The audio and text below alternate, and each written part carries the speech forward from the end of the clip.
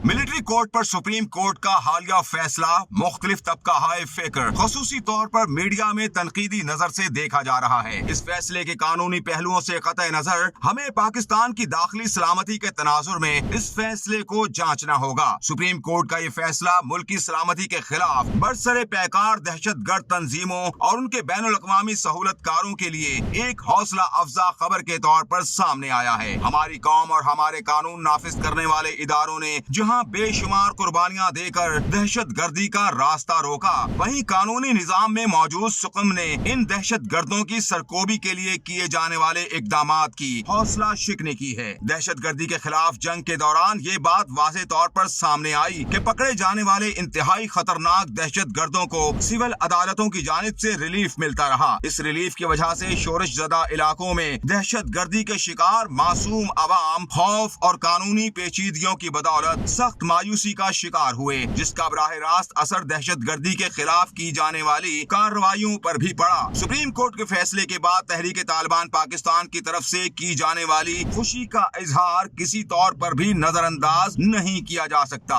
अफवाज पाकिस्तान और इस नौयत के हसास इदारों में कसीर तादाद में सिविल मुलाजमीन मुख्तलिफ ओहदों और हैसियत में काम कर रहे हैं। खुदा न खास्ता अगर इन सिविल मुलाजमीन में कोई मुल्क की सलामती के खिलाफ मुलव्वस पाया जाता है तो क्या वो भी हमारी सिविल अदालतों के गैर मौसर और फरसूदा कार्रवाइयों की बदौलत सजा से महफूज रहेगा। हसास इदारों में काम करने वाले अफराद को अगर ये पता है कि किसी मुल्क दुश्मन कार्रवाई में मुलव्वस होने के बावजूद वो कानूनी शिकंजे में नहीं आएगा तो उसके लिए गैर मुल्की मुतहर्रिक मुल्क दुश्मन अनासिर के हाथों आरे कार बनना बहुत आसान होगा। क्या सुप्रीम कोर्ट का मिलिट्री कोर्ट्स के बारे में ये फैसला ऐसे अनासिर में मौजूद सजा के खौफ में कमी का बाइस नहीं बना? माजी करीब में कुछ रिटायर्ड फौजी हजरात अपने जाती माली और सियासी मुफादात की वजह से फौज के खिलाफ हर्जा सराई में मुलव्वस पाए गए हैं। क्या ये फैसला इस रुझान को मजीद तकवीत नहीं देगा? अफवाज पाकिस्तान से मुंसलिक रहने की वजह से इन अफराद के किए गए झूठे प्रोपेगंडा और बेबुनियाद बातों को भी संजीदगी से लिया जाता है। क्या उनकी ये हर्जा सराई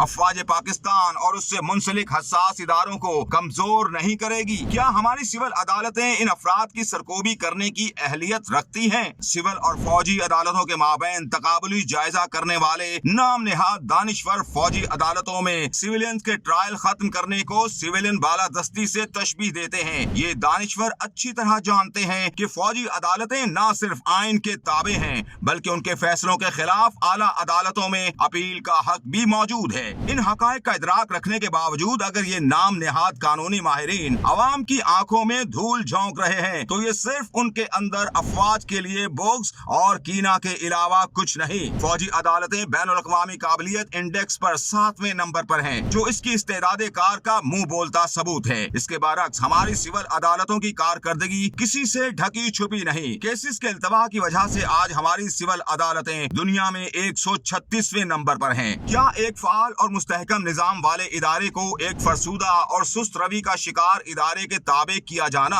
अक्लमंदी करार दिया जा सकता है?